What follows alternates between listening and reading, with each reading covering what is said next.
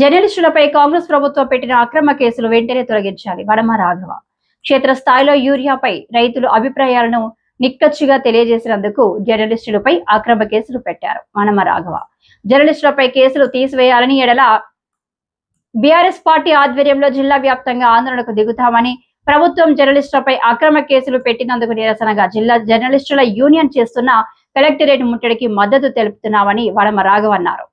Tea news ఉమ్మడి ఖమ్మం జిల్లా Staffer Sambasivarao నాగరాజులపై అక్రమ కేసులు వెంటనే తొలగించాలని ఈ యొక్క కార్యక్రమంలో జర్నలిస్టు యూనియన్ అధ్యక్షులు కల్లోజు శ్రీనివాస్, జర్నలిస్టు యూనియన్ నాయకులు, బీఆర్ఎస్ పార్టీ నాయకులు డిష్ నాయుడు, దాసరి నాగేశ్వరరావు, సమ్మయ్య, గౌడు వీరన్న, నవభారత్, ఆనంద్, అక్బర్ గాంధీ, ఆర్కే, తెలంగాణ సురేష్, బట్టు మంజుల, పత్తిపాటి శ్రీను, ఆర్వి రమణ, డాబా శంకర్, రాంబాబు, నరకట్ల రాజశేఖర్, బీఆర్ఎస్ టౌన్ అధ్యక్షుడు దుర్గా ప్రసాద్, జగ్గు తండా, సేమియా, బొబ్బిడి రమాకాంత్, అర్చ నరేందర్ తదితరులు పాల్గొన్నారు.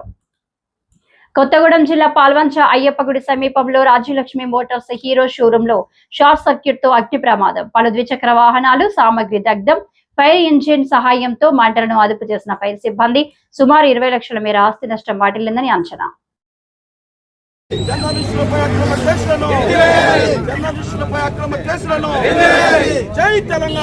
సభ్య సమాజం సిగ్గుతో తలదించుకునేటువంటి ఇవాళ పద్ధతుల్లో ఇలా ప్రభుత్వం వ్యవహరిస్తూ ఉంది. అలా ప్రజలకు ప్రభుత్వానికి వారధులుగా పనిచేసి సమాజంలో ఉన్నటువంటి అన్ని సమస్యలను ప్రభుత్వం తీసుకొచ్చి ప్రజా సమస్యల కోసం ఆత్మీయలు అంకుర దీక్షతో పనిచేస్తున్నటువంటి మరి జర్నలిస్టులపై కేసులు పెట్టి జైల్లో పెట్టడం అనేది ఇది పూర్తిగా ఖండిస్తూ ఉన్నాం. ఈ రోజున ఎవరైనా కావచ్చు, ఏ పార్టీ అయినా కావచ్చు, కానీ ఇవాళ మరి సాంబశివరావు గారు ఇవాళ రాష్ట్రంలో నెలకొన్నటువంటి యూరియా కొరత మీద అక్కడ ఉన్నటువంటి రైతాంగాన్ని యొక్క సమస్యలు అడిగి మరి ప్రభుత్వం దృష్టికి తీసుకురావాలని చెప్పేసి ఆయన ప్రయత్నం చేస్తూ ఉంటే ఈ రోజున రాష్ట్రంలో ఉన్నటువంటి రేవంత్ రెడ్డి గారి ప్రభుత్వం మరి వారిని అణచివేసేటువంటి విధానాన్ని చూస్తూ ఉంటే చాలా తలదించుకోవాల్సినటువంటి ఇవాళ వస్తూ ఉంది. అలా మేము పూర్తిగా ఖండిస్తూ ఉన్నాం. ఇవాళ విలేకరులు మరి కలెక్టర్ ఆఫీసు ముందు ధర్నా చేసేటువంటి పరిస్థితి వచ్చిందంటే ఈ ప్రభుత్వం తలదించుకోవాల్సినటువంటి అవసరం ఉంది మనం చేస్తూ ఉన్నా.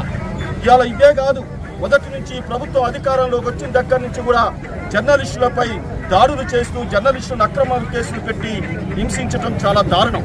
ఇవాళ సాంబశివరావు మీద కానీ నాగరాజు గారి మీద అత్యంతమైనటువంటి పెద్ద కేసులు పెట్టి జైలుకి పంపించి వారి కుటుంబాలని మరి చిత్రహింసలు పెట్టడం అనేది మేము తీవ్రంగా బీఆర్ఎస్ పార్టీ తరఫున ఖండిస్తా ఉన్నాం. ఈ రోజున మీకు తెలుసు, ఆ రోజున ప్రభుత్వం అధికారంలోకి వచ్చేటప్పుడు రేవంత్ రెడ్డి గారు కాంగ్రెస్ పార్టీ ప్రభుత్వం అధికారంలోకి వచ్చినప్పుడు జర్నలిస్టుల సమస్యలను పరిష్కరిస్తాం, జర్నలిస్టులకు రాష్ట్రంలో మరి స్థలాలు ఇస్తాం, వాళ్ళ సమస్యలు పరిష్కరిస్తామని చెప్పి హామీ ఇచ్చి జర్నలిస్టుల యొక్క మద్దతును కూడగొట్టుకొని అధికారంలోకి వచ్చిన తర్వాత జర్నలిస్టుల సమస్యలను గాలి కొట్టేసి వారిపైనే అక్రమ కేసులు వాళ్ళ సమస్యలను పరిష్కరించడం ఒక పక్క కాకుండా వారిపై మరి అక్రమ కేసులు పెట్టి జైల్లో పంపించడం చాలా సిగ్గుచేటని మనం చేస్తా ఉన్నా.